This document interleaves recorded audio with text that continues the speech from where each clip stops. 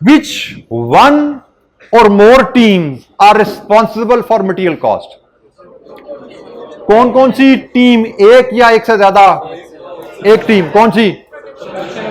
Material cost कैसे बनती है? Quantity into rate. तो रेट किसने लिया? प्रोडक्शन टीम ने। क्या? प्रोक्योरमेंट टीम ने। मटेरियल कॉस्ट कंपनी की जो पड़ती है उसके पीछे दो डिपार्टमेंट का रोल होता है। एक, क्वांटिटी कितनी इस्तेमाल हुई, इसकी जिम्मेदारी प्रोडक्शन के ऊपर है, और एक, मटेरियल खरीदा किस रेट पे गया, इसकी जिम्मेदारी प्रोक्योरमेंट पे है। अब हमें यह तो पता लग रहा है यहां से देख के कि हमारा वेरिएंस 392 फेवरेबल है, बट इसका जिम्मेदार कौन है? प्रोडक्शन, उन्होंने कम मटेरियल इस्तेमाल किया, या प्रोक्योरमेंट, उन्होंने सस्ता मटेरियल खरीदा? ये हमें नहीं पता। हमें वेरिएंस तो पता लग गया कि भाई 392 है, लेकिन अभी हमें पता नहीं लग रहा जिम्मेदार कौन है। तो जनाब यहां से हम मटेरियल कॉस्ट के वेरिएंसेस पे बात करते हैं। हमने मटेरियल कॉस्ट वेरिएंस तो निकाल लिया 392, लेकिन जिम्मेदार कौन है उसके लिए इस वेरिएंस के दो हिस्से करने पड़ते हैं, एक प्राइस वेरिएंस, एक यूजेज वेरिएंस। हम 392 अभी हमने जो वेरिएंस निकाला था, यहां पे डाटा अगर आप देखिए, हमारी स्टैंडर्ड कॉस्ट फॉर 1000 यूनिट सी 5000, हमारी एक्चुअल कॉस्ट फॉर 1000 यूनिट सी 4608, हमारा वेरिएंस है 392 फेवरेबल। हमने कहा हमें पता नहीं लग रहा 392 का जिम्मेदार कौन है, तो हमें मटेरियल कॉस्ट वेरिएंसेस में हम टोटल कॉस्ट वेरिएंस के दो हिस्से करते हैं, एक प्राइस वेरिएंस, एक यूजेज वेरिएंस। प्राइस वेरिएंस हमें बताता है कि इस वेरिएंस में प्रोक्योरमेंट डिपार्टमेंट का कितना हिस्सा है, प्राइस की वजह से कितना फायदा या नुकसान है हमें, और यूजेज वेरिएंस बताता है कि क्वांटिटी में डिफरेंस की वजह से हमें कितना फायदा या नुकसान है। टोटल वेरिएंस के दो हिस्से हो जाते हैं। ये अमाउंट जाती है प्रोक्योरमेंट टीम के क्रेडिट में, और ये अमाउंट जाती है प्रोडक्शन टीम के क्रेडिट में। अब हम अकाउंटेबिलिटी या रिवॉर्ड आसानी से कर पाएंगे। दिस इज फार्मूला एब्रीविएशन में लिखा हुआ है, और ये एब्रीविएशन की आपके नीचे आ रही है। SP is for standard price per unit, AP is for actual price per unit, AQ is for actual quantity used, and SQ is standard quantity for the actual production. अच्छा, इसको हम collectively standard quantity into standard price को हम actually standard cost भी कहते हैं, standard cost for actual production भी कहते हैं। ये standard cost for actual production है, actual quantity into actual price is, ये एक्चुअल कॉस्ट है। Standard quantity for actual production into standard price, quantity into price हमारी स्टैंडर्ड कॉस्ट बन जाती है। तो ये standard cost for actual production है, और ये हमारी एक्चुअल क्वांटिटी जो इस्तेमाल हुई इनटू एक्चुअल प्राइस, ये हमारी एक्चुअल कॉस्ट बनती है। जैसे पिछली स्लाइड पे 5000 हमारी स्टैंडर्ड कॉस्ट फॉर 1000 यूनिट्स थी, और ये हमारी एक्चुअल कॉस्ट फॉर 1000 यूनिट्स है। Standard cost for 1000 units 5000, actual cost for 1000 units 4608, and the difference was 392 favourable variance. अच्छा, ये वेरिएंसेस के फार्मूलाज हम बार बार देखते रहेंगे, और मल्टीपल, मुझे लगता है दसियों दफ़ा हमने ये वेरिएंस के फार्मूलाज बोर्ड पे लिखने हैं, रजिस्टर पे लिखने हैं, और आपने इनको सॉल्व करना है। आहिस्ता आहिस्ता याद होते जाएंगे।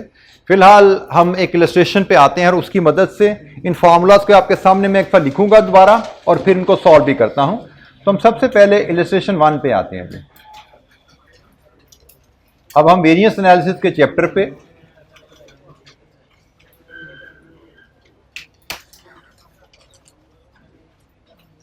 इलस्ट्रेशन 1, ये जी इलस्ट्रेशन 1 हमारे सामने। Jaffa company makes a single product with the following standard material cost per unit. Standard material cost per unit क्या है जी? 4 kg of material D at 10 rupees per kg. Actual details, actual production 1000 units। ये देखिए, ये raw material की बात हो रही है, और ये आउटपुट प्रोडक्शन की फिनिश गुड्स की बात हो रही है, 1000 units. Material purchase and used 4400 kg, material cost बनी एक्चुअल 41,800। रिक्वायरमेंट है calculate material cost variance and bifurcate it into price and usage variance. Price और यूजेज वेरिएंस में इसके दो हिस्से कीजिए।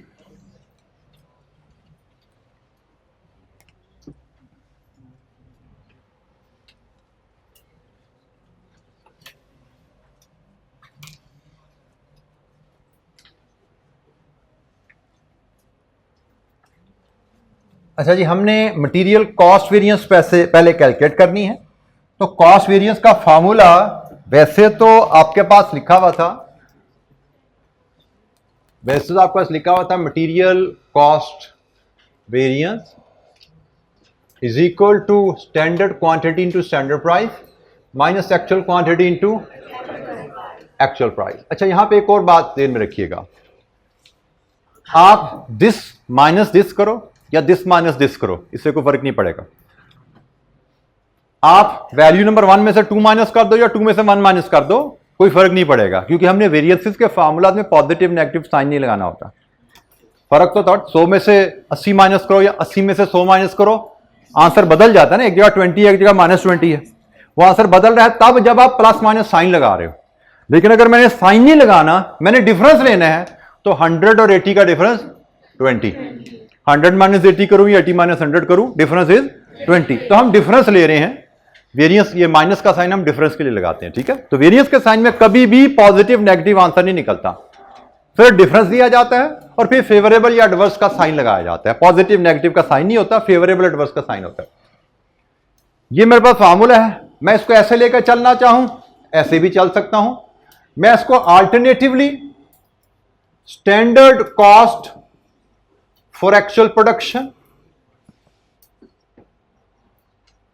माइनस एक्चुअल कॉस्ट ऐसे लेकर चलना चाहूं, एक ही बात है, इन दोनों में कोई फर्क नहीं है।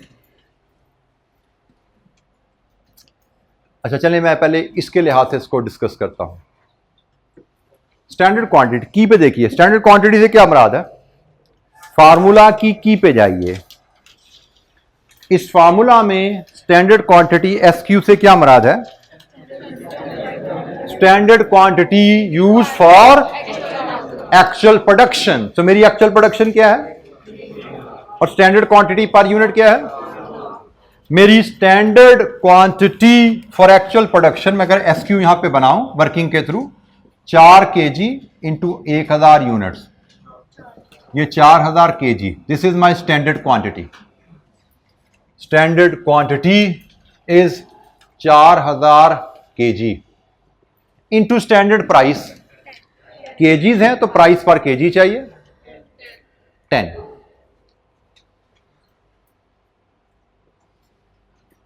Minus actual quantity into actual price. मुझे एक्चुअल क्वांटिटी तो गिवन है बट एक्चुअल प्राइस नहीं गिवन, इंस्टेड मुझे actual cost given. Actual cost कैसे आती है, actual quantity into actual price. तो मुझे दोबारा एक्चुअल प्राइस निकालने की फिलहाल तो जरूरत ही नहीं लग रही। मैं actual quantity into actual price मुझे गिवन है 41,800। लीजिए जी, मेरी स्टैंडर्ड कॉस्ट क्या बनी थी 40,000 और एक्चुअल कॉस्ट 41,800। वेरिएंस कितना है and is it favourable adverse, actual cost standard से ज्यादा है, दिस इज एडवर्स। मैंने माइनस नहीं लिखा बेटा, मैंने यहां पे एडवर्स। वैसे तो अगर पॉजिटिव नेगेटिव के साइन से चलते हैं तो 40,000 माइनस छोटी फिगर माइनस बड़ी फिगर, आंसर माइनस आना था, but we never write minus और पॉजिटिव साइन विद वेरिएंस। हमेशा एडवर्स या फेवरेबल, डिफरेंस लेंगे वैल्यूज का और फिर देखेंगे क्या ये फेवरेबल है या एडवर्स है। उसका असूल बड़ा सीधा है, हमारी टारगेट कॉस्ट क्या थी, हमारी एक्चुअल कॉस्ट क्या है, एक्चुअल कॉस्ट टारगेट से ज्यादा है, ये एडवर्स हो गया। मेरा टोटल वेरिएंस एडवर्स है 1800, टारगेट से 1800 खर्चा ज्यादा लग गया, लेकिन अकाउंटेबिलिटी, अच्छा इसको मैं ऐसे कैलकुलेट करना चाहूं या ऐसे करना चाहूं, एक ही बात है, फर्क नहीं पड़ता। जैसे मैं इसको इस तरीके से कैलकुलेट करूं, standard cost for actual production, मेरी स्टैंडर्ड कॉस्ट पर यूनिट कितनी है, standard cost per unit of finish product 40 रुपए पर यूनिट है और मेरी एक्चुअल प्रोडक्शन कितनी है, तो ये भी तो 40,000 ही बन गया ना, minus actual cost 4180 is equal to variance 1800, same वही जवाब है। तो आप इसको इस तरह देखो, इस तरह देखो, कोई फर्क नहीं, standard quantity into standard price कर दो या इसको standard cost for actual production पढ़ लो, एक ही बात है, क्योंकि standard quantity into standard price आपको standard cost for actual production ही देती है।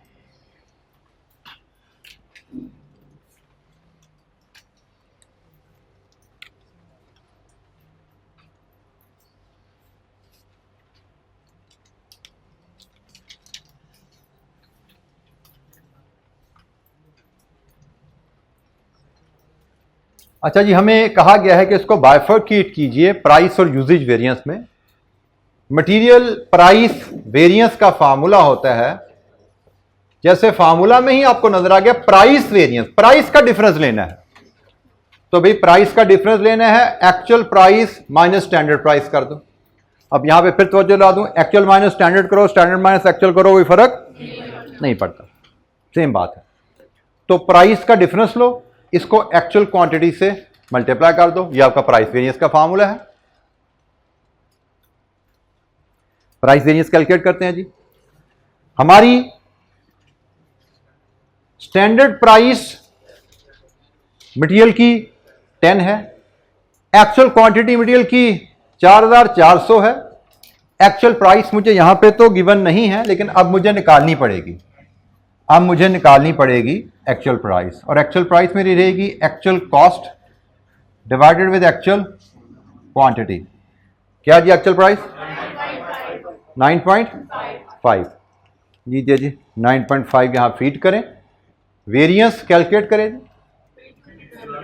2200, फेवरेबल एडवर्स, वेरिएंस किसका है, प्राइस का, प्राइस वेरिएंस फेवरेबल एडवर्स, उसके लिए प्राइसेस को कंपेयर कर लो। कॉस्ट का वेरिएंस था, कॉस्ट को कंपेयर कर लिया, standard cost actual cost, actual cost ज्यादा एडवर्स, प्राइस का वेरिएंस है, प्राइसेस को कंपेयर कर लो। अब बोलो स्टैंडर्ड प्राइस 10 रुपए, एक्चुअल प्राइस 9.5, फेवरेबल, हमने स्टैंडर्ड से सस्ता मटेरियल खरीदा है, यह फेवरेबल वेरिएंस है।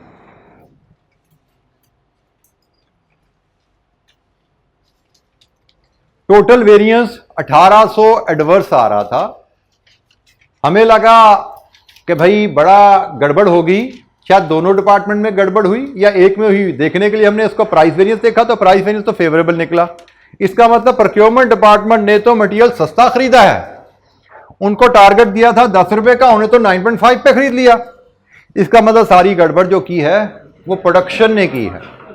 उसके लिए हम मटेरियल यूजेज वेरिएंस कैलकुलेट करते हैं, और usage variance usage quantity use पे बेस करता है, एक्चुअल क्वांटिटी और standard quantity into standard price, ये यूजेज वेरिएंस का फार्मूला है।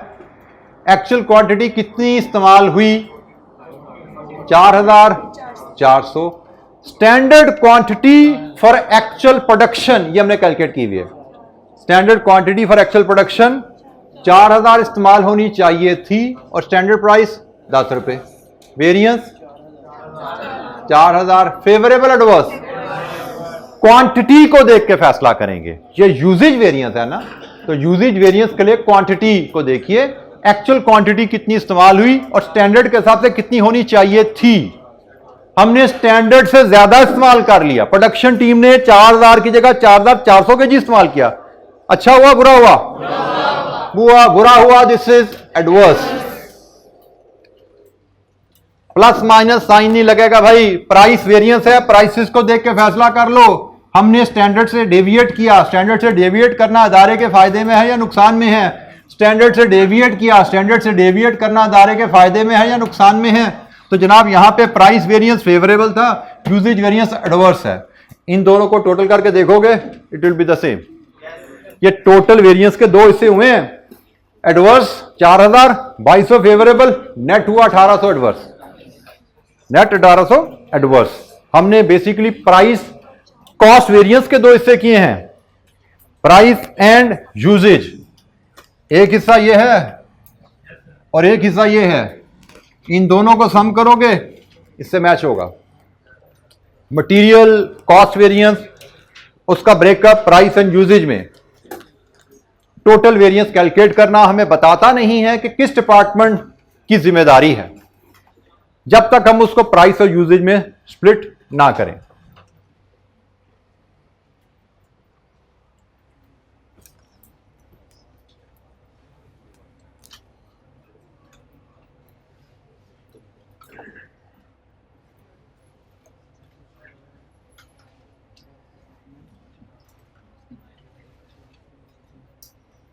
इलस्ट्रेशन 2 आपकी क्लास एक्टिविटी है। यही वेरिएंस आपने cost, price and usage illustration 2 में आपने कैलकुलेट करने हैं।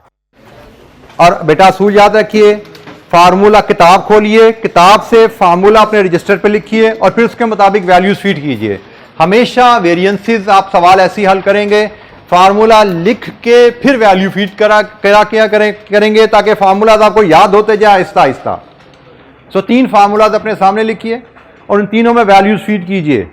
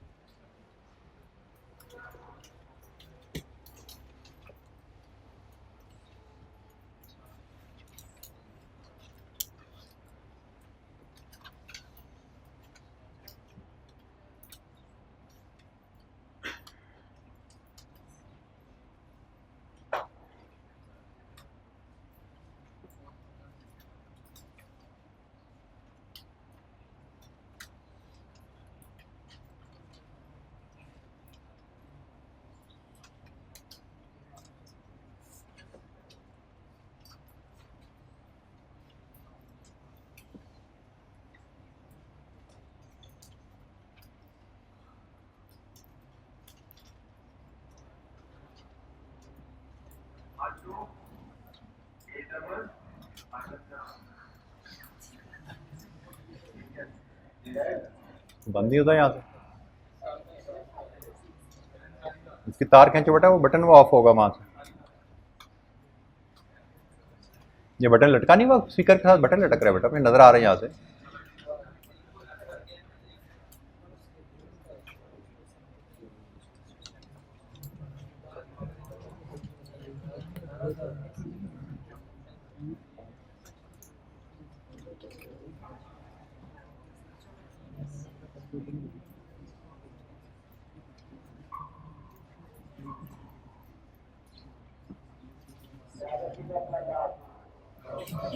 चलो अल्लाह हाफिज हो गया, सर ने किया अभी, हमारा नहीं हुआ अभी।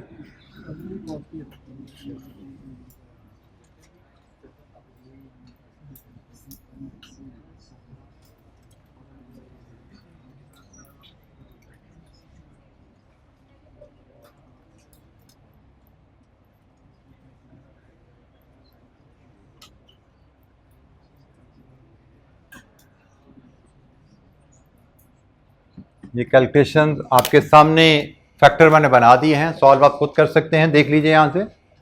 ये standard cost for actual production है, ये एक्चुअल कॉस्ट है, इनका वेरिएंस कॉस्ट वेरिएंस है। प्राइस वेरिएंस में एक्चुअल प्राइस और स्टैंडर्ड प्राइस का डिफरेंस लेना है। स्टैंडर्ड प्राइस हमें ये गिवन है पर यूनिट, और एक्चुअल प्राइस हम actual cost over actual quantity से निकाल सकते हैं। Actual cost over actual price actual quantity से ये हमारी एक्चुअल प्राइस निकलेगी। एक्चुअल प्राइस और स्टैंडर्ड प्राइस का डिफरेंस इनटू एक्चुअल क्वांटिटी, और ये यूजेज वेरिएंस है जो कि एक्चुअल क्वांटिटी और स्टैंडर्ड क्वांटिटी का डिफरेंस होता है। एक्चुअल क्वांटिटी 156,000 अवेलेबल है, standard quantity for actual output 2000 units के लिए 80 के हिसाब से इनटू स्टैंडर्ड प्राइस, ये हमारे वेरिएंसेस हैं। जी किसी बच्चे को कोई दिक्कत बेसिक वेरिएंसेस मटेरियल के?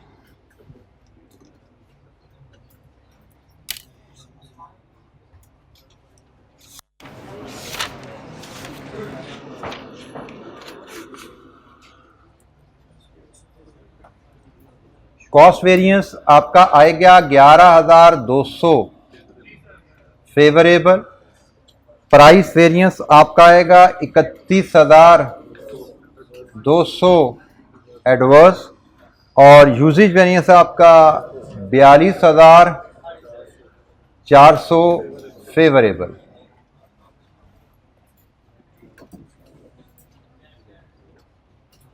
ये आपकी स्टैंडर्ड क्वांटिटी की कैलकुलेशन है, यह आपकी एक्चुअल प्राइस की कैलकुलेशन है, और यह आपकी स्टैंडर्ड कॉस्ट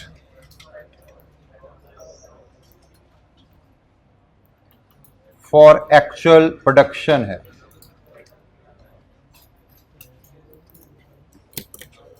जी किसी बच्चे को कोई हेल्प चाहिए पूछिए जनाब। मटेरियल कॉस्ट वेरिएंसेस के लिहाज से हमारी एक छोटी सी 2 मिनट की डिस्कशन रह गई है, कल इंशाअल्लाह उसको हम कंप्लीट करेंगे और आगे लेबर के वेरिएंसेस पे मूव करेंगे।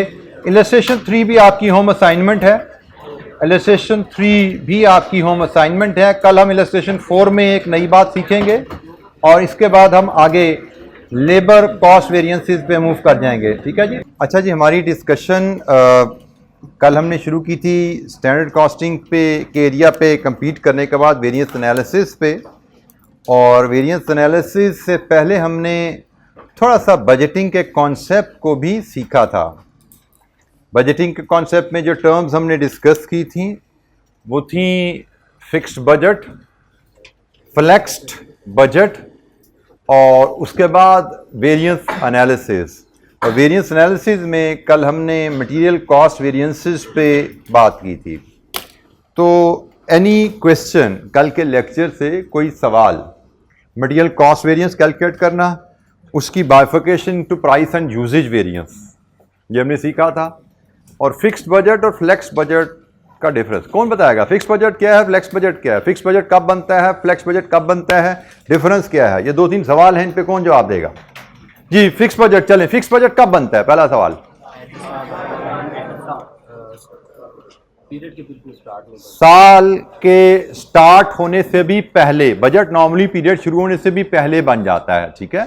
तो फिक्स बजट पीरियड शुरू होने से भी पहले बनता है, और फिक्स बजट में स्टैंडर्ड कॉस्ट, स्टैंडर्ड प्राइस और प्रोजेक्टेड टारगेट एक्टिविटी इस्तेमाल की जाती है।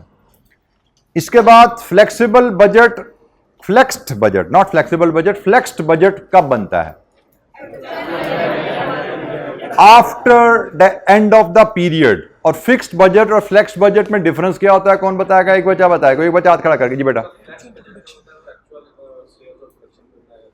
एक्चुअल एक्टिविटी, उसमें जो प्राइस और कॉस्ट है वो स्टैंडर्ड ही रहती है फ्लेक्स बजट में, लेकिन एक्टिविटी हम एक्चुअल ले लेते हैं ताकि हम उस एक्चुअल एक्टिविटी पे बेस्ड फ्लेक्स्ड बजट को एक्चुअल रिजल्ट से कंपेयर करके वेरिएंस एनालिसिस कर सकें।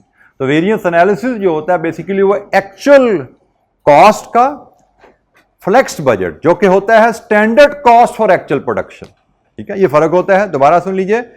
एक्चुअल कॉस्ट यकीनन actual cost at actual activity है, और फ्लेक्स बजट से कंपैरिजन किया जाता है जो कि होता है standard cost at actual activity, ठीक है। तो standard cost at actual activity versus actual cost, ये आपका वेरिएंस एनालिसिस होता है। और इसमें हमने ये देखिए मटेरियल कॉस्ट, वैसे ये जैसे standard cost for actual activity and then actual cost, इनका कंपैरिजन किया, हमें टोटल कॉस्ट वेरिएंस नजर आया, और फिर हमने इसका प्राइस और यूजेज में स्प्लिट किया। और यहां मैंने फिर बता दूं, आप दिस माइनस दिस करो या दिस माइनस दिस करो, कोई फर्क नहीं पड़ता।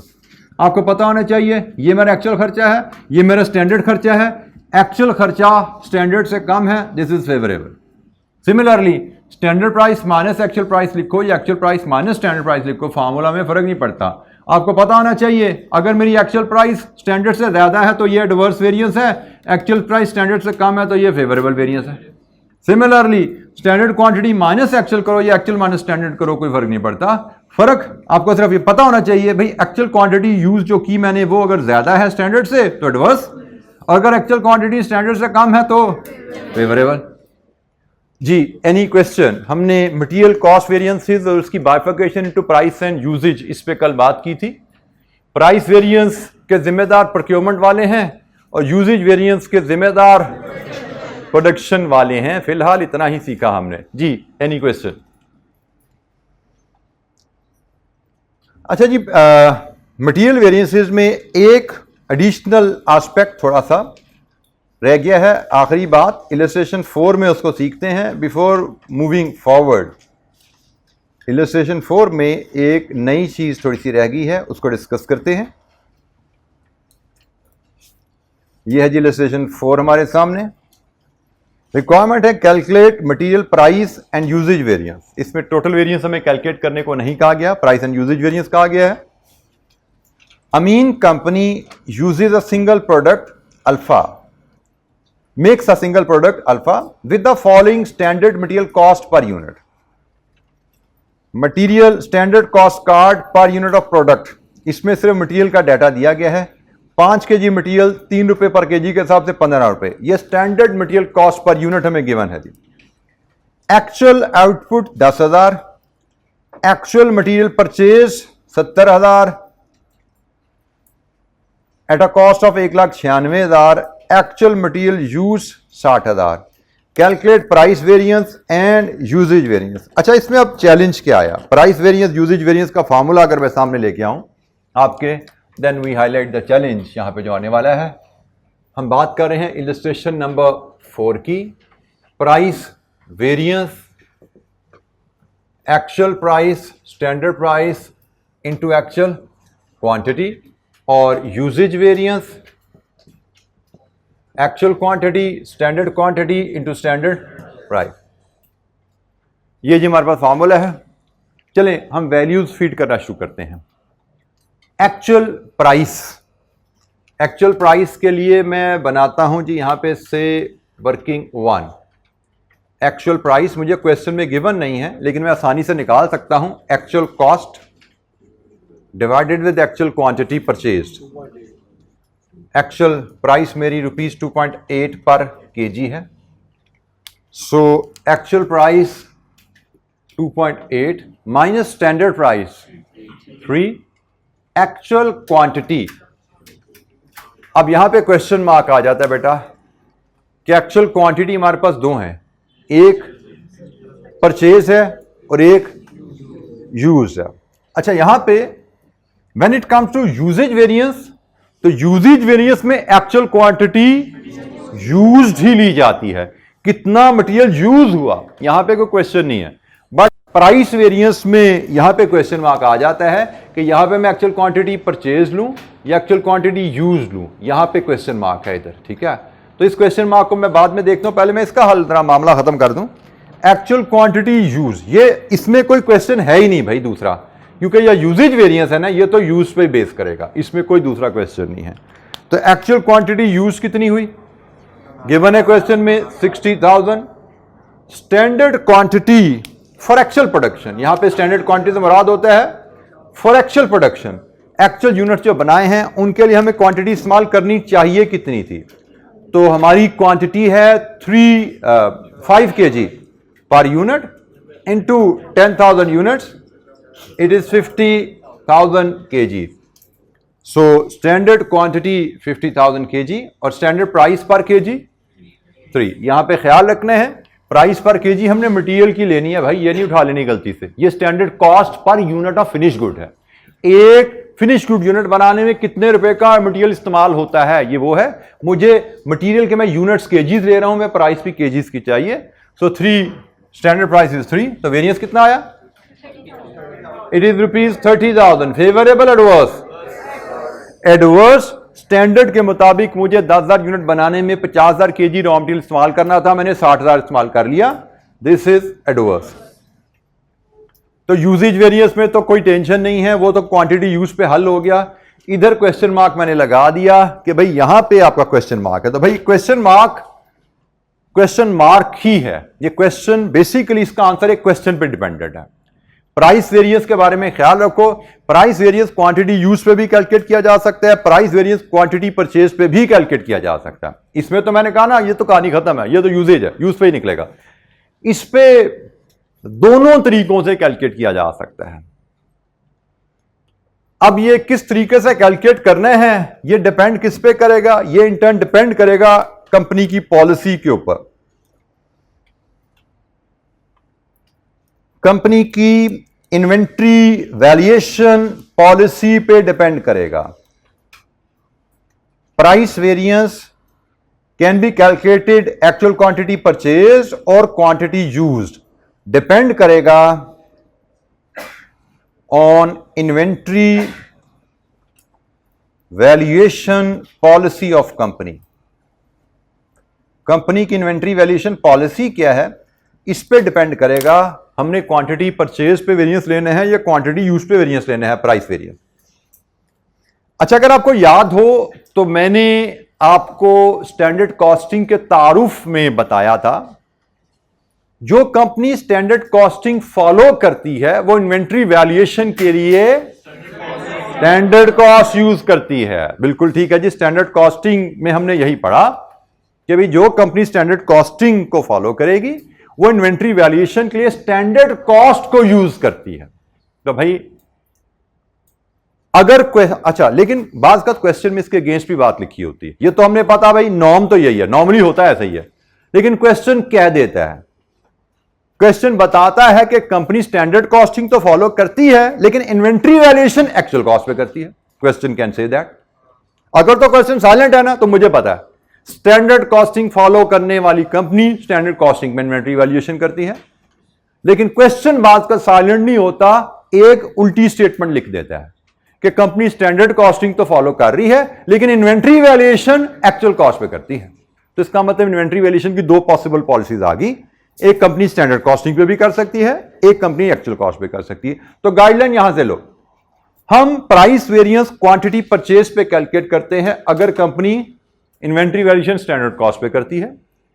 हम प्राइस वेरिएंस क्वांटिटी यूज पे कैलकुलेट करते हैं अगर company closing stock valuation actual cost पे करती है।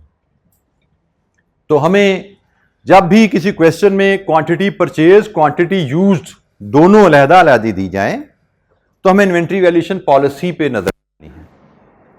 क्वेश्चन में इन्वेंट्री वैल्यूएशन पॉलिसी अगर स्टैंडर्ड कॉस्टिंग पे है तो क्वांटिटी परचेज पे प्राइस वेरिएंस कैलकुलेट कर लो, अगर inventory valuation policy actual cost पे है तो क्वांटिटी यूज पे कैलकुलेट कर लो। अच्छा, क्वेश्चन हो सकता है साइलेंट रहे, बताए ना पॉलिसी, और जब क्वेश्चन पॉलिसी नहीं बताएगा तो हमें पता भाई स्टैंडर्ड कॉस्टिंग ही होनी चाहिए पॉलिसी असूलन, तो हम फिर इसको फॉलो कर लेंगे।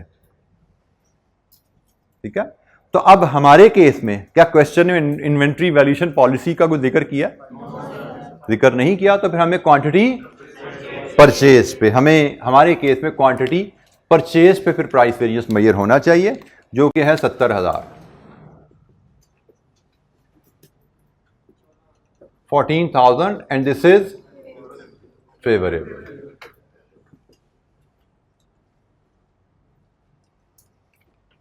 तो ये एक एडिशनल एस्पेक्ट हमारा रह गया था कल जो हम डिस्कस नहीं कर पाए थे कि क्वांटिटी परचेज और क्वांटिटी यूज दोनों क्वांटिटीज अगर क्वेश्चन में आ जाएं तो प्राइस वेरिएंस किस क्वांटिटी पे मेजर किया जाएगा।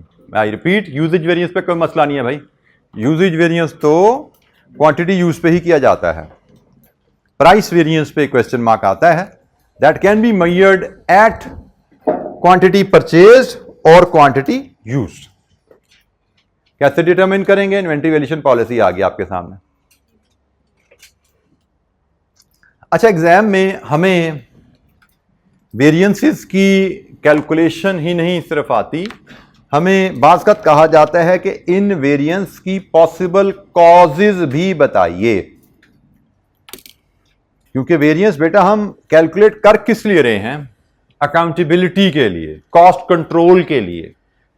अगर फेवरेबल वेरिएंस है तो हमें अप्रिशिएट कर देना है शायद टीम को, और अगर एडवर्स वेरिएंस है तो हमें, अच्छा by the way sorry, favourable variance है या एडवर्स वेरिएंस है, we must have the reason for the variance. हमें वेरिएंस की इन्वेस्टिगेशन जरूर करनी है। ऐसा नहीं कि फेवरेबल वेरिएंस है तो हमने कहा ये तो अच्छी बात है उसको छोड़ दो, जो इसकी एडवर्स है उसको टांग दो, ऐसा नहीं है। हमें फेवरेबल वेरिएंस की रीजन भी देखनी है, हमें एडवर्स वेरिएंस की रीजन भी देखनी है। जैसे फॉर एग्जांपल आपका यूजेज वेरिएंस एडवर्स आया। यूजेज वेरिएंस एडवर्स का मतलब क्या है कि प्रोडक्शन टीम ने मटेरियल की वेस्टेज ज्यादा कर दी। On the face of it तो यही मतलब है ना भाई, यूजेज वेरिएंस एडवर्स का मतलब वेस्टेज ज्यादा हुई, मटेरियल ज्यादा इस्तेमाल हो गया। तो नजर तो ये आता भाई प्रोडक्शन टीम को टांग दो, फांसी लगा दो उनको। आप फांसी लगाने पहुंचे उनको, तख्ता दाड़ पे लेके पहुंचे उनको, भाई तुम्हें फांसी लगने लगी है, तुमने तो मटेरियल वेस्टेज ज्यादा कर दी। उन्होंने कहा जी पूछ तो लें क्यों वेस्टेज ज्यादा हुई। रीजन नंबर 1, मटेरियल की क्वालिटी खराब थी जी। मटेरियल जो खरीदा गया था उसकी क्वालिटी खराब थी। हम वो लकड़ी काटने लगते थे, लकड़ी टूट जाती थी, क्वालिटी ठीक नहीं थी उसकी, इसलिए वेस्टेज ज्यादा हुई। हमने देखा हाँ प्राइस वेरिएंस तो फेवरेबल था, हम तो गोल्ड मेडल देने लगे थे प्रोक्योरमेंट वालों को कि उन्होंने बड़ा सस्ता मटेरियल खरीदा है। तो अब वजह बता गई कि उन्होंने सस्ता नहीं खरीदा, उन्होंने घटिया खरीदा है। ठीक है, तो जाहिर बात है क्वालिटी कम करोगे तो प्राइस भी कम हो जाएगी ना। तो इसको हम ये कहते हैं कॉजेज ऑफ वेरिएंसेस। हमें इन्वेस्टिगेट करना है रीजंस को, और बाज का वेरिएंसेस आपस में इंटर रिलेटेड होते हैं। जैसे ये फेवरेबल प्राइस वेरिएंस और adverse usage variance interrelated है। प्राइस वेरिएंस फेवरेबल जरूरी नहीं अच्छी परचेज की वजह से है, वो लोअर क्वालिटी ऑफ मटेरियल की वजह से भी हो सकता है। और एडवर्स यूजेज वेरिएंस जरूरी नहीं वर्कर की नालायकी की वजह से है कि उन्होंने नेग्लिजेंस शो की, वो मटेरियल की पुअर क्वालिटी की वजह से भी हो सकता है। वाइस वर्सा हो सकता है ये उल्टा होता, प्राइस वेरिएंस एडवर्स है, हम प्रोक्योरमेंट टीम के पास सोचते कभी तुमने महंगा मटेरियल क्यों खरीदा, तुम्हें तो सजा मिलेगी। वो कहेंगे जी जाके जरा यूजेज वेरिएंस पर तो देखो जाके, हमने महंगा खरीदा लेकिन अच्छी क्वालिटी का खरीदा है, यूजेज वेरिएंस देखो सारी बचत आ गई है वहां पे। इधर हमने ज्यादा कीमत जरूर पे की है बट मटेरियल इस्तेमाल भी कम हुआ है, तो यहां पे हमने 10 रुपए ज्यादा पे किए, उधर 12 रुपए की बचत हो गई है, तो दायरे का फायदा हुआ कि नहीं हुआ। तो भाई यूजेज वेरिएंस एडवर्स के बावजूद काम अच्छा किया आप लोगों ने कि आपने 10 रुपए ज्यादा पे करके 12 रुपए कंपनी की बचत करवा दी। ठीक है, तो हमें इसको जरूर इन्वेस्टिगेट करना है और उसकी कॉजेज का रिलेशनशिप को भी समझ के चलना है। तो काइंडली ये वॉक थ्रू कर लीजिए इन कॉजेज से। एग्जामिनर हमें कह सकता है, रिसेंट पास में नहीं कहा लेकिन कह सकता है कि जो वेरिएंसेस आपने कैलकुलेट किए हैं इनके पॉसिबल कॉजेज भी लिखिए। 2 नंबर 3 नंबर का थ्योरेटिकल पार्ट आ सकता है। सो रिवीजन करते हुए आप ये कॉजेज पढ़ पाओगे, लेकिन अगर सिर्फ प्रैक्टिस करते रह गए तो हो सकता है पास्ट पेपर में शायद ये कॉजेज आपको ना मिल रही हों। रीड थ्रू दीज कॉजेज, और सिर्फ समझने हैं, रट्टे नहीं लगाने भाई। हमें 4 पॉइंट पढ़े, 4 में से 2 भी ज़हन में रह जाए काफी है, कोई इशू नहीं है हमें, लेकिन समझ के सारे पढ़ लो ताकि समझ हमें सबकी हो। याद बेशक आधे भी रह जाए, कोई हर्ज नहीं। कोई पॉइंट समझ नहीं आता कि भाई ये कैसे पॉसिबल, ये कैसे रीजन है फेवरेबल या एडवर्स की, पूछना चाहते हैं एक्सप्लेनेशन ले लीजिए, लेकिन समझ के पढ़ लीजिए।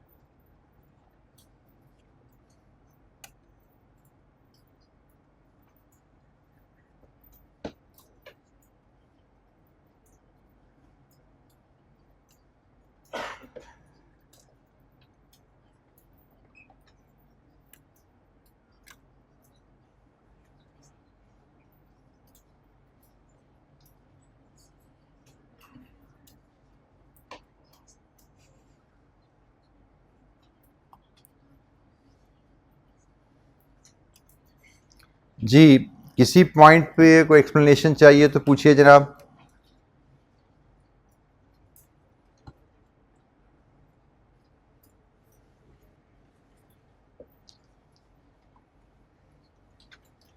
अच्छा जी, हमें सिर्फ वेरिएंसेस की कैलकुलेशन ही नहीं सीखनी, हमने वेरिएंसेस की अकाउंटिंग भी सीखनी है कि हम वेरिएंसेस को रिकॉर्ड कैसे करते हैं अपने कॉस्ट बुक्स में।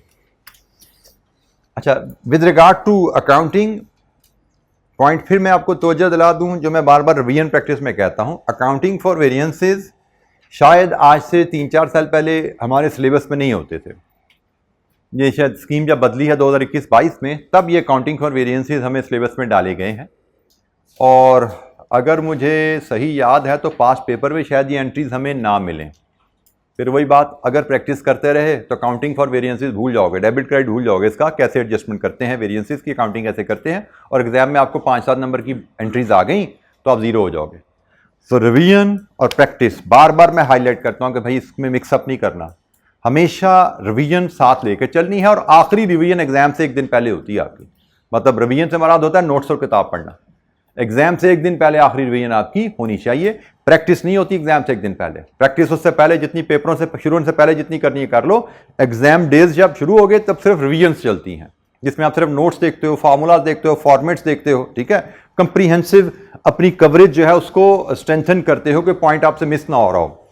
तो ये रिवीजन करोगे तो एंट्रीज आपके जहन में आएंगी, अगर रिवीजन नहीं करोगे तो ये एंट्रीज आपको नहीं याद रहेंगी।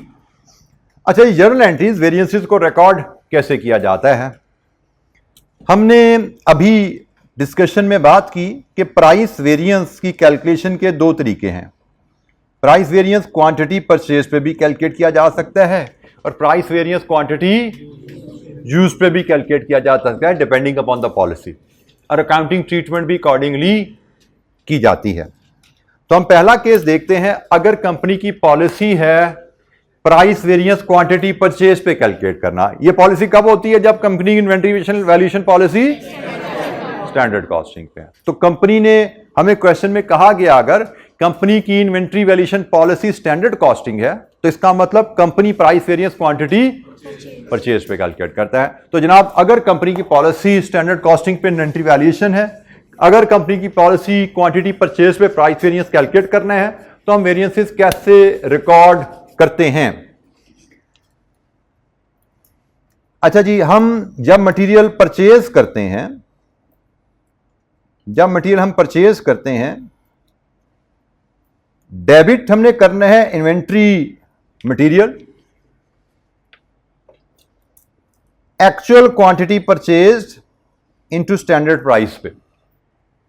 इन्वेंट्री अकाउंट को हम डेबिट, क्योंकि हमारी पॉलिसी है हम इन्वेंट्री को स्टैंडर्ड प्राइस पे मेंटेन करते हैं, स्टैंडर्ड कॉस्ट पे मेंटेन करते हैं, तो इन्वेंट्री डेबिट होगी actual price into standard price से, और अकाउंट्स पेबल क्रेडिट होंगे actual price into actual price से। नॉर्मली एंट्री क्या होती है इन्वेंट्री परचेज की? Debit inventory, credit supplier. Normal inventory purchase की एंट्री होती है डेबिट इन्वेंट्री, क्रेडिट सप्लायर, और ये नॉर्मली हम एंट्री जो डालते थे actual quantity into actual price पे डालते थे। जब तक हमने स्टैंडर्ड कॉस्टिंग नहीं पढ़ी थी, हम इन्वेंट्री परचेज पे क्या एंट्री डालते थे? एक्चुअल कॉस्ट पे इन्वेंट्री डेबिट हुई और एक्चुअल कॉस्ट जो हमने सप्लायर को पे करनी है सप्लायर को क्रेडिट कर दिया। लेकिन अब हम जब स्टैंडर्ड कॉस्टिंग में आ गए हैं और हमें कहा गया क्वांटिटी परचेज पे प्राइस वेरिएंस बुक करो, इसका मतलब क्या है कि इन्वेंट्री जो है आपने रिकॉर्ड करनी है वो स्टैंडर्ड प्राइस पे करनी है।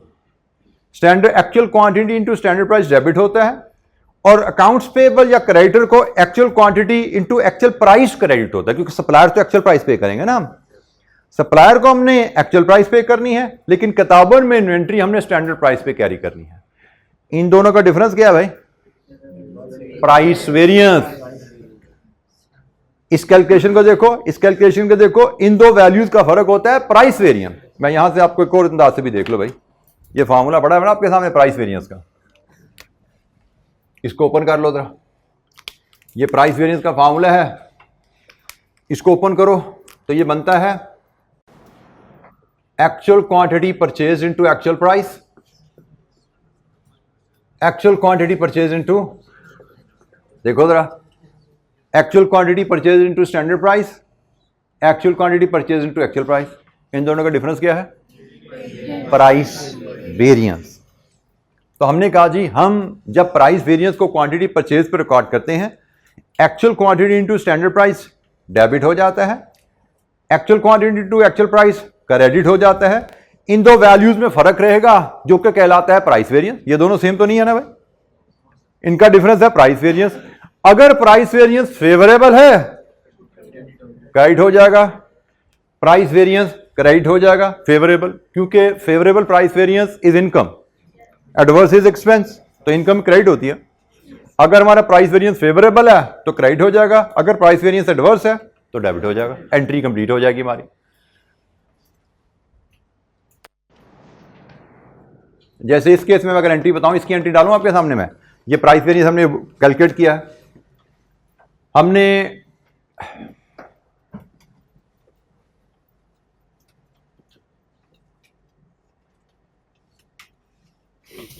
हमने इन्वेंट्री डेबिट करनी है और हमने अकाउंट्स पेबल क्रेडिट करने हैं। इन्वेंट्री डेबिट होनी है actual quantity purchase into standard price, actual quantity purchase into standard price. Inventory debit होगी 2,10,000 से। सप्लायर क्रेडिट होगा actual quantity purchase into actual price से। कितना जी? 1,96,000। अब एंट्री पूरी नहीं ना हुई, बराबर ही ना डेबिट क्रेडिट, मिसिंग कहां पे है? लीजिए जी, ये हमारा 14,000 फेवरेबली आ रहा था ना, ये हमारा आएगा जी material price variance. Price variance 14,000, ये लीजिए जी, ये वेरिएंस रिकॉर्ड हो गया।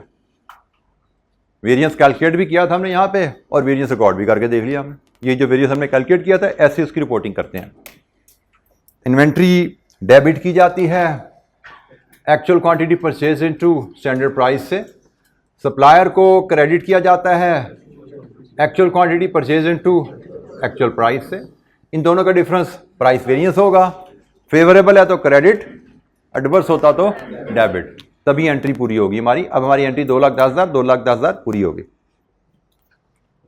अगर कंपनी की पॉलिसी है स्टैंडर्ड कॉस्टिंग पे इन्वेंट्री वैल्यूएशन, तो प्राइस वेरिएंस क्वांटिटी परचेज पे कैलकुलेट किया जाता है। उसकी कैलकुलेशन भी और उसकी रिकॉर्डिंग भी हमने डिस्कस की।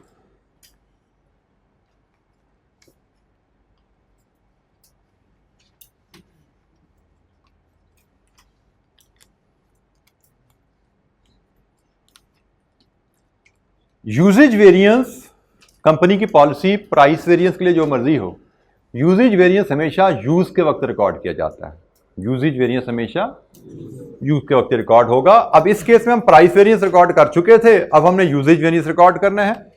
तो यूजेज वेरिएंस की एंट्री होती है जी डेबिट। यूजेज पे एंट्री क्या डलती है जब मटेरियल यूज होता है? Debit work in process, credit raw material. Debit work in process, credit raw material. Work in process debit होगा स्टैंडर्ड मटेरियल कॉस्ट से, और स्टैंडर्ड मटेरियल कॉस्ट होती है standard quantity to standard price. Work in process debit होगा standard quantity into standard price से, और inventory credit होगी actual quantity into standard price से।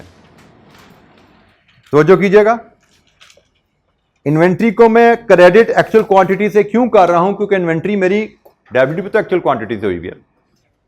इन्वेंट्री में actual quantity eight standard price debit की गई है, तो actual quantity eight standard price ही क्रेडिट की जाएगी। डेबिट में करता हूं क्वांटिटी परचेज और क्रेडिट करता हूं क्वांटिटी यूज्ड। अब देखिए, मैंने इन्वेंट्री अकाउंट से क्रेडिट किया जो मटेरियल मैंने इस्तेमाल किया, कितनी क्वांटिटी इस्तेमाल की एक्चुअली स्टैंडर्ड प्राइस पे, लेकिन मैंने वर्क इन प्रोसेस को स्टैंडर्ड क्वांटिटी डेबिट करनी है, क्योंकि हमने क्या पढ़ा था? स्टैंडर्ड कॉस्टिंग में inventory is maintained eight standard cost. जो इशू था ना वो सिर्फ इसका था, रॉ मटेरियल के ऊपर था कि रॉ मटेरियल एक्चुअल पर रखना है या स्टैंडर्ड पर रखना है। वर्क इन प्रोसेस और फिनिश गुड्स इसने स्टैंडर्ड पे रिकॉर्ड होना होता है। मतलब हमने जब भी वर्क इन प्रोसेस को डेबिट करना है, वर्क इन प्रोसेस ने हमेशा स्टैंडर्ड कॉस्ट से ही डेबिट होना है। और स्टैंडर्ड कॉस्ट कैसे निकलती है? Standard quantity into standard price, standard cost per unit. मैंने जितने यूनिट बनाए उन पे मेरा कितना खर्चा लगना चाहिए था। डेबिट होगा standard quantity into standard price, credit होगा inventory actual quantity into standard price. इन दोनों वैल्यूज का फर्क क्या होता है? Usage variance. यही बात यहां पे जैसे मैंने ऊपर प्राइस का समझाया था, ये यूजेज की भी समझ लो। इस फार्मूला को ओपन अप करो, actual quantity use into standard price और standard quantity into standard price. इन दोनों का डिफरेंस क्या होता है? Usage variance. देखो जरा ये वैल्यू किधर, actual quantity used into standard price ये है, standard quantity into standard price ये पड़ी है। तो ये और ये इन दो वैल्यू का डिफरेंस होता है यूजेज वेरिएंस। फेवरेबल है तो क्रेडिट, एडवर्स है तो डेबिट। यूजेज वेरिएंस एडवर्स है तो डेबिट, यूजेज वेरिएंस फेवरेबल है तो क्रेडिट। जैसे मैं अगर इसकी एंट्री यहां पे कैलकुलेट करना चाहूं, इसी अंदाज में डेबिट क्रेडिट बनाऊं इसका, तो actual quantity use into standard price, actual quantity use into standard price. मैंने वर्क इन प्रोसेस डेबिट करने हैं, मैंने रॉ मटेरियल इन्वेंट्री क्रेडिट करनी है। रॉ मटेरियल इन्वेंट्री क्रेडिट होती है actual quantity use into standard price से। कितनी बन रही है जी? यहां से निकालो जरा, 1,80,000। Inventory work in process debit होती है standard quantity into standard price से। तो स्टैंडर्ड क्वांटिटी स्टैंडर्ड प्राइस 1,50,000। तो डिफरेंस बना वेरिएंस 30,000 और ये एडवर्स है जी, 30,000 एडवर्स। लीजिए जी यहां पे आ जाएगा मटेरियल यूजेज वेरिएंस।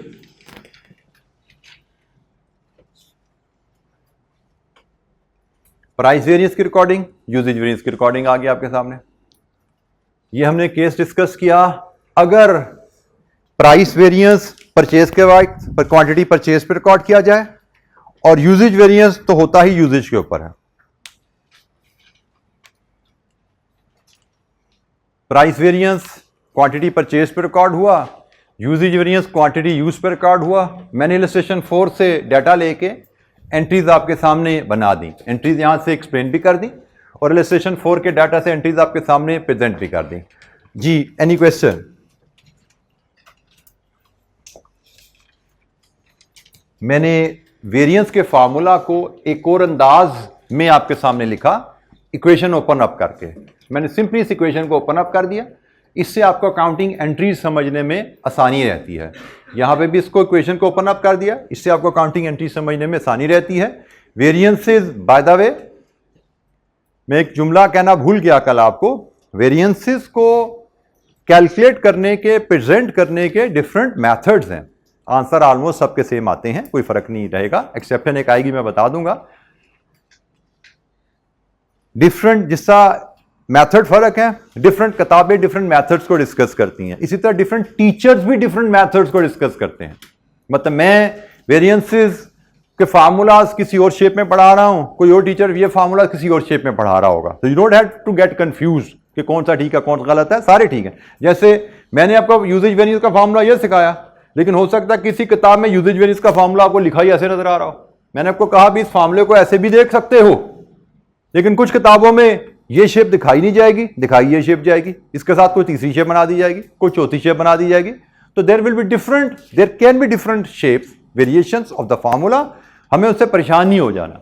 हमने जो क्लास में वेरिएंसेस के फार्मूला डिस्कस करेंगे, जो डिफरेंट शेप्स हम डिस्कस करेंगे, वेरिएशन डिस्कस करेंगे, will be more than sufficient हर सवाल को हैंडल करने के लिए इंशाअल्लाह। हमने पास पेपर के काफी क्वेश्चन करने हैं इस चैप्टर पे, तो आप देखिएगा जितनी भी वेरिएशन हमें चाहिए होगी वो सब हम क्लास में जरूर डिस्कस करेंगे इंशाअल्लाह। बट मैं सिर्फ इसलिए बता दिया कि आप किसी किताब को देखते हो, वहां पे फार्मूला फर्क नजर आए, किसी और क्लास वालों के साथ किसी स्टूडेंट के साथ बैठ के पढ़ते हो जो किसी और टीचर से या अदारे से पढ़ रहा है, तो डोंट गेट कंफ्यूज कि भाई वो कैसे पढ़ रहा है मैं कैसे पढ़ रहा हूं। आप सबका मंजिल एक ही रहेगी इंशाअल्लाह जी। Any question? हमने मटेरियल की जर्नल एंट्रीज डिस्कस की, वेरिएंसेस की रिकॉर्डिंग। केस नंबर 1,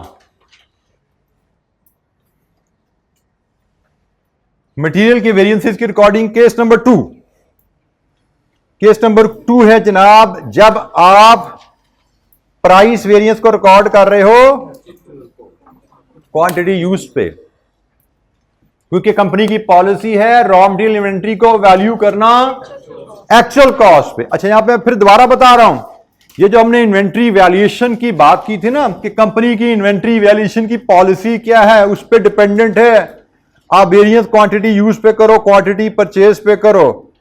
तो ये जो इन्वेंट्री वैल्यूएशन की पॉलिसी है, क्लोजिंग स्टॉक ऑफ, मैं यहां पे ऐड कर दूं, रॉ मटेरियल की बात हो रही है भाई, ये यहां पे closing stock of raw material की बात हो रही है, क्योंकि प्राइस वेरिएंस भाई किसका कैलकुलेट किया जाता है? प्राइस वेरिएंस किसका कैलकुलेट किया जाता है? जो मटेरियल हम खरीदते हैं। खरीदते क्या हैं? Raw material. ठीक है, तो प्राइस वेरिएंस की बात हो रही है, प्राइस वेरिएंस रॉ मटेरियल का ही कैलकुलेट किया जाता है। तो ये रॉ मटेरियल की क्लोजिंग स्टॉक की वैल्यूएशन पॉलिसी की बात हो रही है। फिनिश गुड्स की क्लोजिंग स्टॉक की वैल्यूएशन पॉलिसी पे कोई क्वेश्चन मार्क नहीं है, वो तो होना ही स्टैंडर्ड कॉस्ट पे है।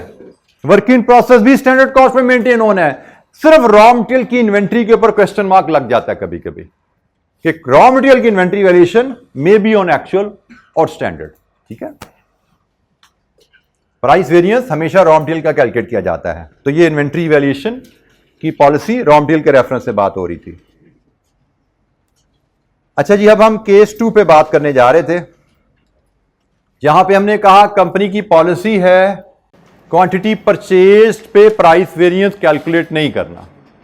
तो जब क्वांटिटी परचेज पे प्राइस वेरिएंस कैलकुलेट नहीं करना, तो परचेज की एंट्री नहायत सिंपल रहेगी, actual quantity into actual price debit और actual quantity into actual price credit. Normal entry जो इससे पहले हमने सीखी हुई थी।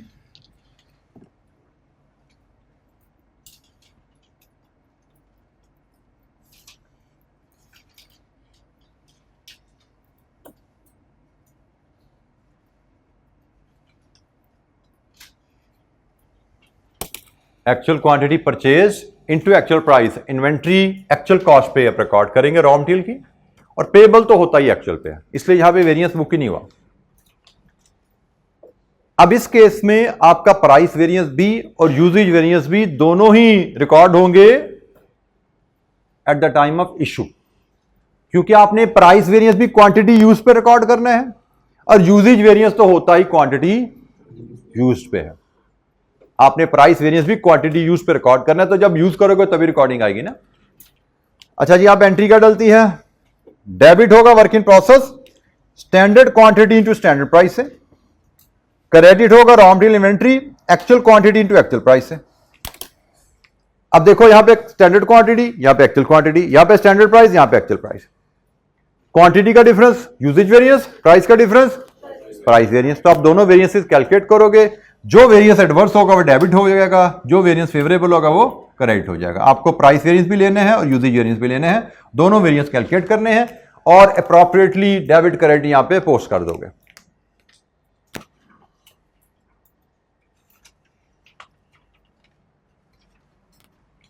प्राइस वेरिएंस यूजेज वेरिएंस दोनों की recording at the time of issuance की जाती है। जब रॉ मटेरियल इशू किया जाएगा प्रोडक्शन को, उसी वक्त प्राइस वेरिएंस रिकॉर्ड किया जाएगा, उसी वक्त यूजेज वेरिएंस रिकॉर्ड किया जाएगा।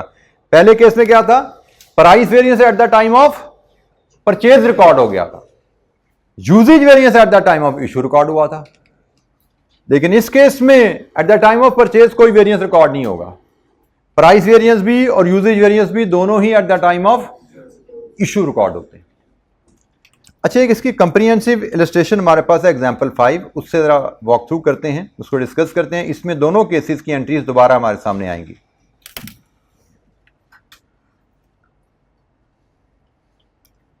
ये जी एग्जांपल 5, पहले हम इसका केस 1 देखते हैं। ये डाटा है जी, the Lahore limited uses 12 meters of pipe at a cost of 8 meter as standard for the production of one of its chairs model number CHRA 12। 12 metre pipe 8 रुपए के हिसाब से ये स्टैंडर्ड मटेरियल कॉस्ट है। During 1 month operation 50,000 metres of pipe were purchased at ₹7.8 a meter and 3600 chairs were produced using 43,800 meters of pipe. 50,000 metre pipe खरीदा, इतना इस्तेमाल हो गया और इसमें 3600 चेयर बना ली आपने. Part A, assuming material price variance is calculated using quantity purchased. अब हम इस assumption के मुताबिक, ये इलस्ट्रेशन है, किताब में इसका आंसर अवेलेबल है लेकिन मैं इसको बोर्ड पे सॉल्व करता हूं. इस assumption के मुताबिक हम प्राइस वेरिएंस भी कैलकुलेट करते हैं, यूजेज वेरिएंस भी कैलकुलेट करते हैं और उसकी फिर रिकॉर्डिंग भी करते हैं. ठीक है जी. इस assumption के मुताबिक कि क्वांटिटी परचेज पे प्राइस वेरिएंस कैलकुलेट किया जाता है, इस assumption के मुताबिक हम वेरिएंसेस की कैलकुलेशन और फिर उनकी पोस्टिंग भी करते हैं.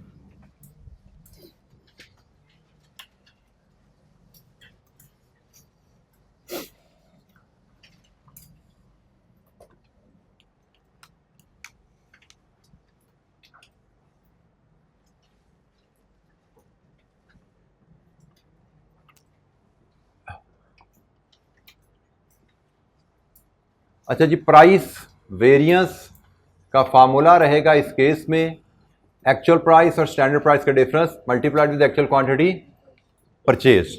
क्योंकि पहला केस क्या है, क्वांटिटी परचेज पे प्राइस वेरिएंस कैलकुलेट करना है. तो एक्चुअल प्राइस हमारी क्या है जी,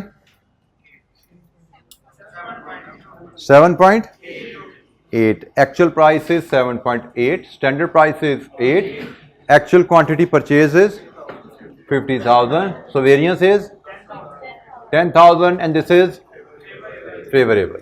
Price variance 10,000 favorable. ये हम डिस्कस कर रहे हैं एग्जाम्पल 5 का case A. Usage variance, actual quantity use, standard quantity into standard price. Actual quantity used 43,800 minus standard quantity.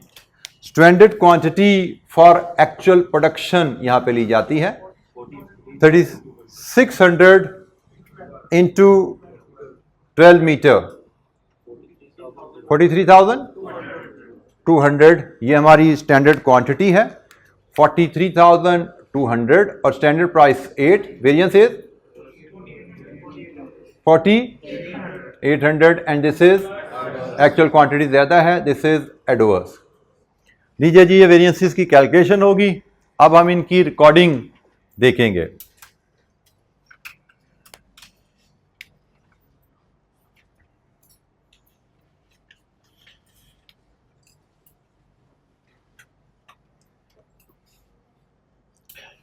Recording price variance record होगा eight the time of purchase. Eight the time of purchase हमें price variance को record करना है.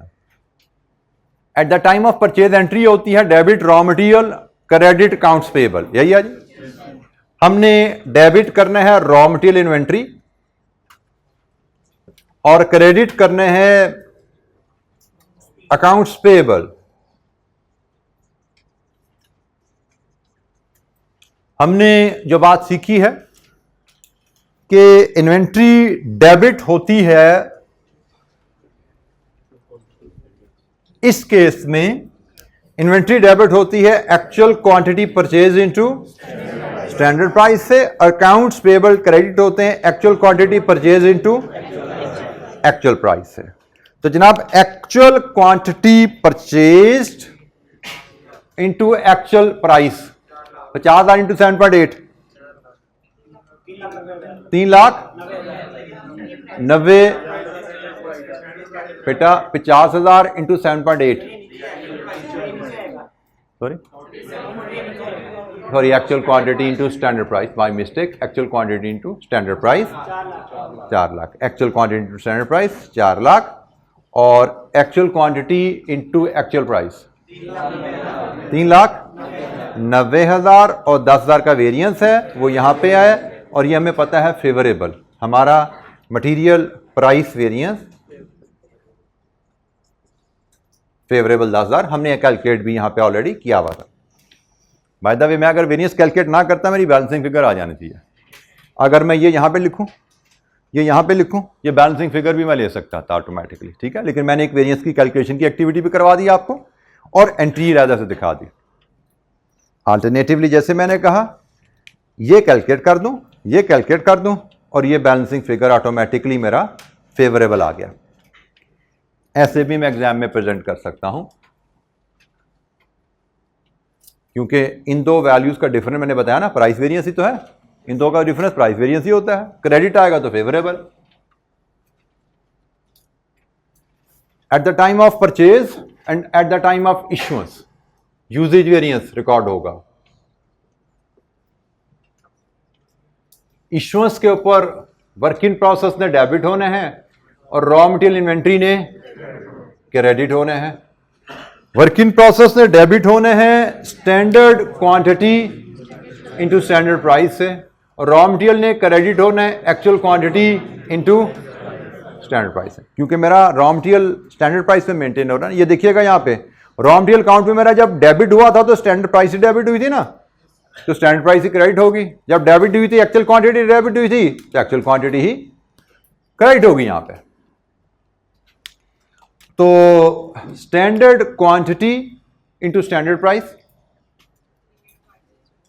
385600 and actual quantity into standard price 350400 और variance favourable है।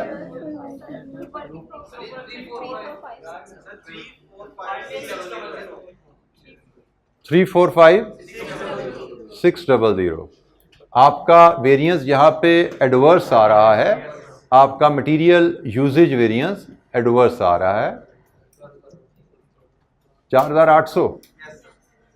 हमने already calculate भी किया हुआ है और हम यहां से चाहते तो बैलेंसिंग फिगर भी ले सकते थे।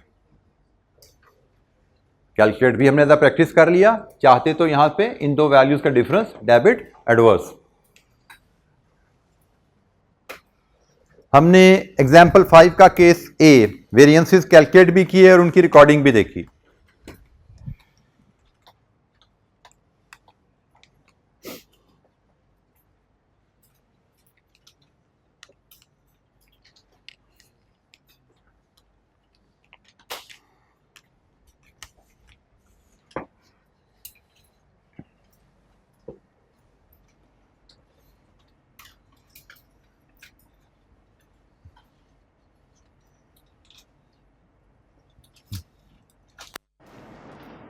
अच्छा, एग्जाम्पल 5 का ही केस बी है।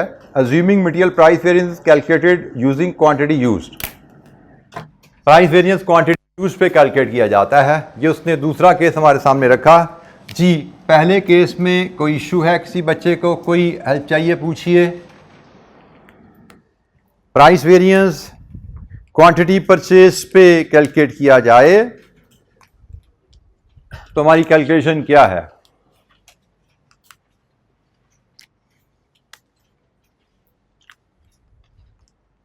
अगर प्राइस वेरिएंस क्वांटिटी यूज पे कैलकुलेट किया जाए तो सिर्फ प्राइस वेरिएंस की कैलकुलेशन रिवाइज होगी, यूजर वेरिएंस तो वही रहेगा ना। तो हम प्राइस वेरिएंस की कैलकुलेशन यहां पे रिवाइज करते हैं पार्ट बी के लिए।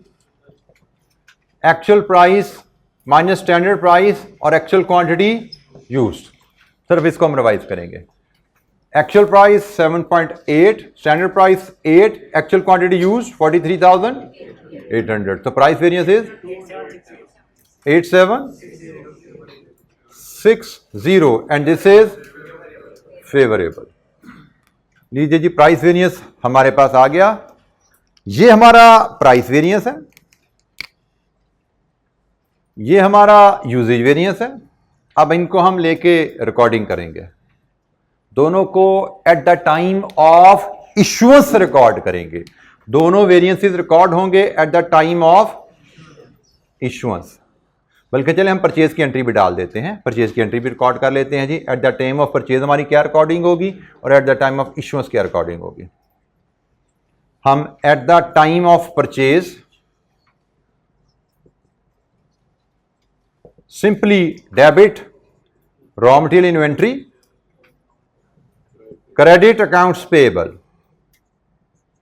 सिर्फ ये रिकॉर्डिंग हमारी आएगी at the time of purchase और it will be based on actual quantity purchase into actual price. क्योंकि परचेज की एंट्री है ना। Actual quantity purchased 50,000 into actual price 7.8, actual quantity purchase into actual price 3,90,000। लीजिए जी, ये एंट्री हमारी record होगी at that time of purchase, no variances. यहां पे हमने 10,000 का वेरिएंस भी रिकॉर्ड किया था, इधर कंपनी पॉलिसी के मुताबिक कोई वेरिएंस रिकॉर्ड नहीं होगा।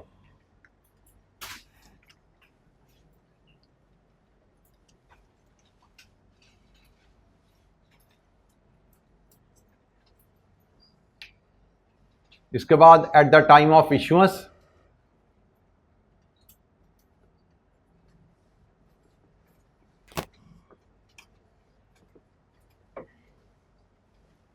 डेबिट होने हैं वर्क इन प्रोसेस और 2 वेरिएंसेस रिकॉर्ड होने हैं, और क्रेडिट होने हैं raw material inventory.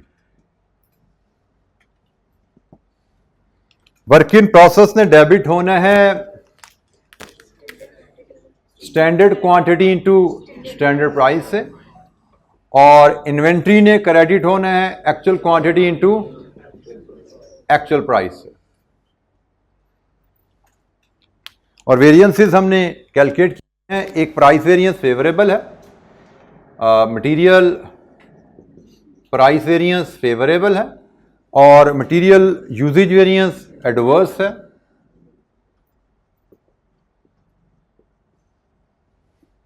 Variances, usage variance 4800 adverse, price variance 8760 favourable, actual quantity used into actual price, actual quantity used into actual price. Board पे देखिएगा, actual quantity used into actual price चाहिए। 3,800 into 7.8 34,640। और फिर मुझे standard quantity into standard price चाहिए। Standard quantity into standard price चाहिए। 43,200 into 8 345,600। देखिए आपकी एंट्री कंप्लीट होगी, डेबिट क्रेडिट मैच हो गया।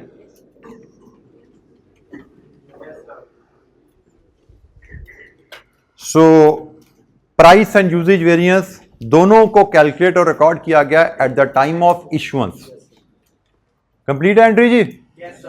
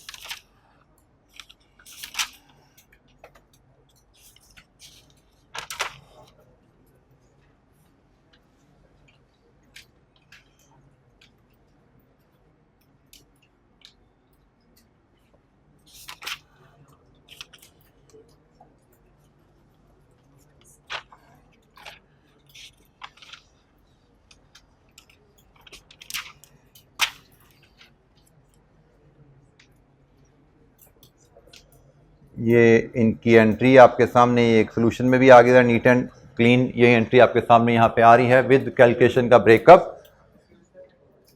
कोई सवाल जनाब? जी बेटा, फिगर गलत लिखी हुई है। 341640 जी बिल्कुल जी, ये टाइपो है यहाँ पे आंसर में। ये हमने लिखा वहां पे 341640 है।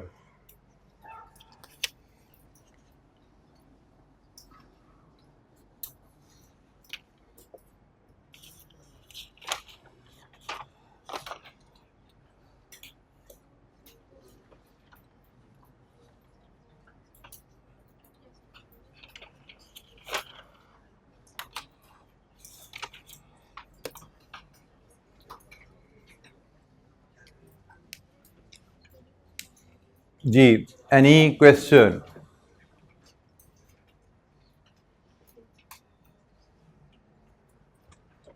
अच्छा, जिस पैटर्न पे हमने मटेरियल के वेरिएंसेस डिस्कस किए हैं, बिल्कुल उसी पैटर्न पे हम लेबर के वेरिएंसेस पे भी डिस्कशन स्टार्ट कर सकते हैं।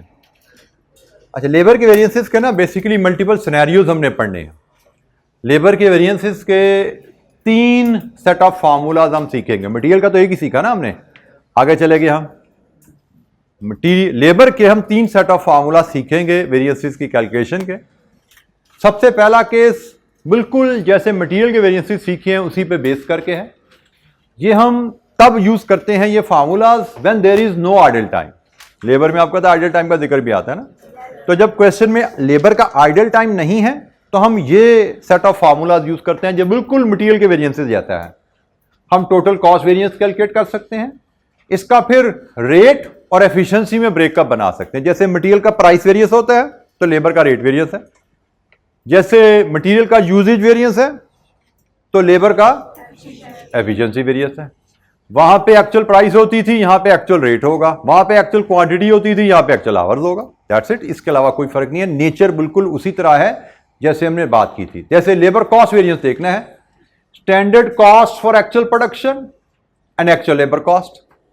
Standard labour cost for actual production, actual labour cost का डिफरेंस हो, यह टोटल कॉस्ट वेरिएंस है। स्टैंडर्ड रेट एक्चुअल रेट का फर्क लेके एक्चुअल आवर से मल्टीप्लाई करो, यह रेट वेरिएंस आ गया, जिसकी जिम्मेदारी है एचआर डिपार्टमेंट की, क्योंकि वो हायरिंग के जिम्मेदार है ना। लेबर को हायर करना उनकी जिम्मेदारी है, किस रेट पे हायर किया उनसे पूछा जाएगा। और स्टैंडर्ड आवर्स एक्चुअल आवर का डिफरेंस लो, स्टैंडर्ड रेट से मल्टीप्लाई करो, ये लेबर का एफिशिएंसी वेरिएंस है। ये प्रोडक्शन टीम से पूछा जाएगा कि आपकी टीम ने एक्चुअल आवर्स स्टैंडर्ड से कम लगाए या ज्यादा लगाए, अकाउंटेबिलिटी वहां से होनी है। तो सिंपल सेट ऑफ फार्मूलाज हैं। जैसे मटेरियल का हमने पढ़ा था टोटल कॉस्ट वेरिएंस और उसके हिस्से किए थे 2 प्राइस एंड यूजेज, यहां पे भी बिल्कुल वही चीज है। लेबर का टोटल कॉस्ट वेरिएंस, इसके 2 हिस्से रेट एंड एफिशिएंसी। कोई इनकी नेचर में कंस्ट्रक्शन में कोई डिफरेंस नहीं है। हम पहला केस पढ़ रहे हैं लेबर के variances when there is no idle time involved. Illustration 5 इसकी एक कैलकुलेशन देखते हैं और फिर इसमें कोई हमें दिक्कत है तो उस पर मजीद बात करेंगे। Illustration number 5,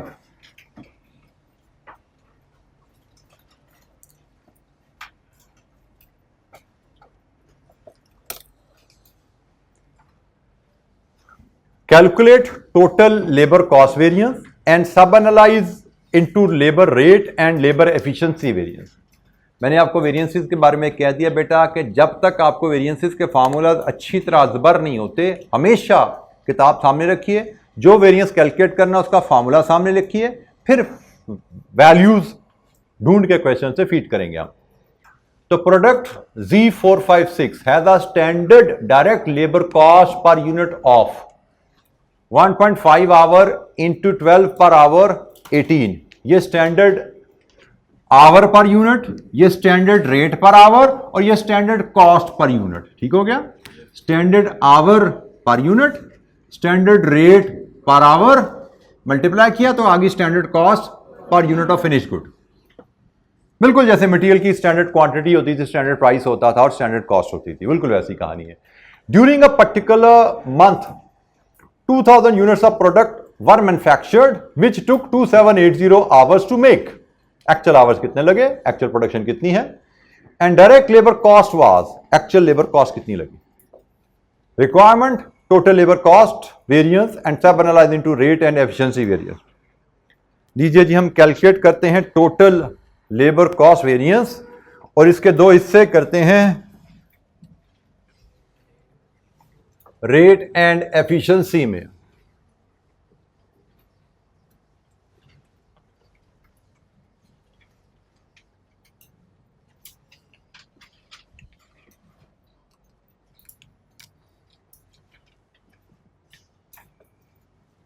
labour cost variance ये होता है जी एक्चुअल लेबर कॉस्ट और standard labour cost for actual production. Like with like comparison होता है ना, फ्लेक्स बजट यही था ना, ये एक्चुअल कॉस्ट थी और ये फ्लेक्स बजट हमने बनाया था, standard cost for actual activity. तो standard labour cost for actual production. Actual labour cost मुझे क्वेश्चन में रेडीली अवेलेबल है 35,723 और standard cost for actual production, actual production 2000, standard cost 18। So standard cost for actual production it is 36,000। 35,723 minus 36,000 it is कितना variance है जी? 277 and this is favourable क्योंकि actual cost standard cost से कम है। हम वो कैलकुलेशन ऐसे भी प्रेजेंट कर सकते हैं, अल्टरनेटिव मेथड जो फार्मूला में लिखा हुआ है standard hours into standard rate, वहां से भी प्रेजेंट कर सकते हैं। जैसे ये वैल्यू अगर मैं standard our into standard rate से कैलकुलेट करूं तो स्टैंडर्ड रेट मेरा है 12 और स्टैंडर्ड रेट मेरे स्टैंडर्ड आवर कितने बनते हैं? 2000 यूनिट्स पे 1.5 3000, तो 3000 इंटू 12 36, वही आ गई। तो मैं स्टैंडर्ड कॉस्ट ऐसे कैलकुलेट कर लूं या स्टैंडर्ड कॉस्ट में ऐसे कैलकुलेट कर लूं, कोई फर्क नहीं पड़ता। You should understand the concept standard cost for actual production क्या है। वो standard hour into standard rate से ली जा सकती है या standard cost for actual production वैसे ले लो, जैसे डाटा है, जैसे कंफर्टेबल हो।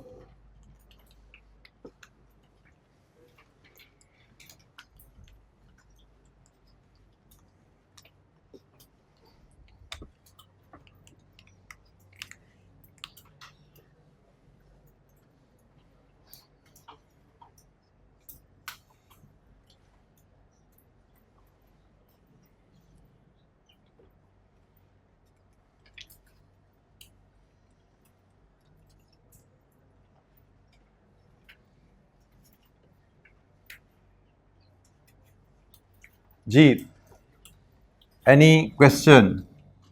लेबर कॉस्ट वेरिएंस हमने कैलकुलेट किया, पहली रिक्वायरमेंट हमारी यही थी, लेबर कॉस्ट वेरिएंस कैलकुलेट करें और उसके बाद अगला हिस्सा इसके दो हिस्से कर दें, रेट एंड एफिशिएंसी वेरिएंस में। तो labour rate variance actual rate standard rate into actual hours है और labour efficiency variance actual hours standard hours into standard rate है।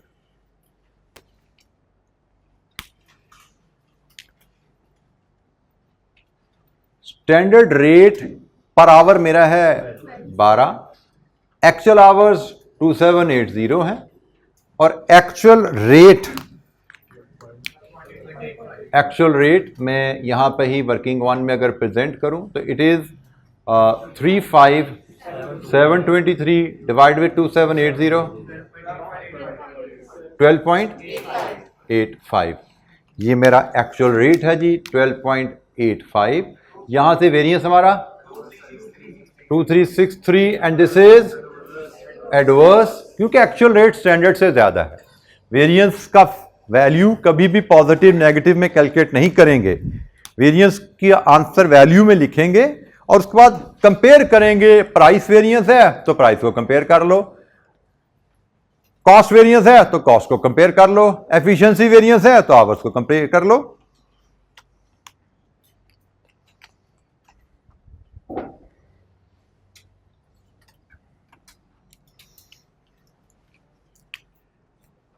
एक्चुअल आवर्स 2780, स्टैंडर्ड आवर्स ये आ रहे हैं जी, स्टैंडर्ड आवर्स ये हमने कैलकुलेट किए हैं, standard hours for actual production 3000, standard rate 12, variance 2640 and this is favourable. लीजिए जी, और आप इन दोनों को सम करके देख सकते हैं, इसका आंसर 277 फेवरेबल होना चाहिए। फेवरेबल है, ये डिवर्स है, नेट हो जाएंगे 277 फेवरेबल। ये एक तरह का ऑटो चेक है हमारा। Labour variances, labour cost variances calculate करना और उसके दो हिस्से करना, रेट एंड एफिशिएंसी में। Any question?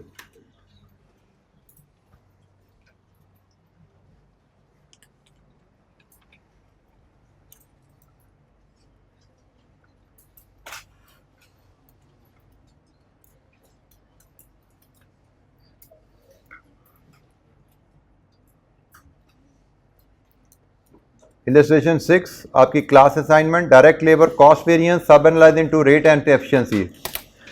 रिवीजन है जी, एक तरह की रेपिटेशन है जो हमने इलस्ट्रेशन अभी की पिछली।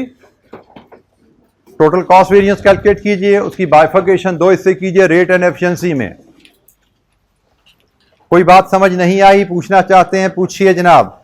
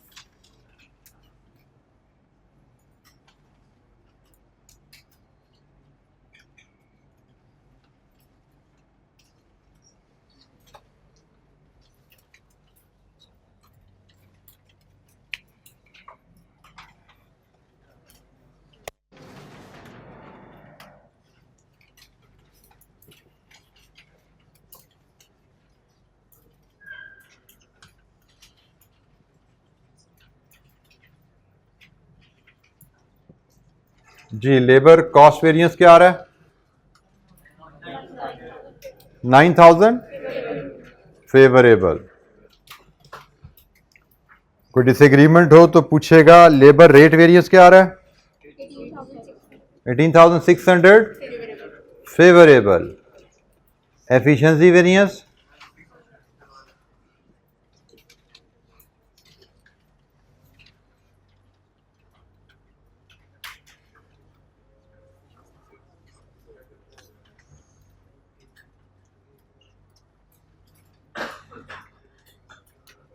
$9,600 एडवर्स।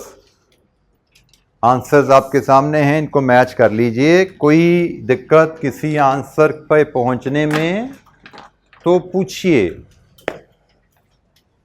मटेरियल वेरिएंसेस की डिस्कशन हमारी कंप्लीट हुई। बेसिक वेरिएंसेस हमने मटेरियल के कैलकुलेट किए हैं। मटेरियल के एडवांस वेरिएंसेस भी हमने आगे चल के पढ़ने हैं, बट फिलहाल मटेरियल वेरिएंसेस यहां तक के लिए हमारे खत्म हुए।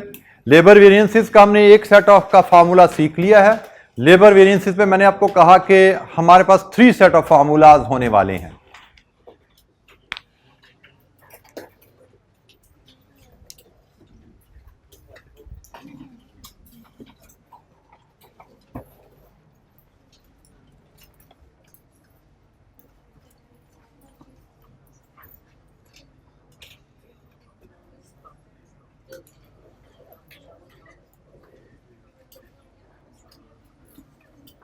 इलस्ट्रेशन 7 आपकी होम असाइनमेंट रहेगी।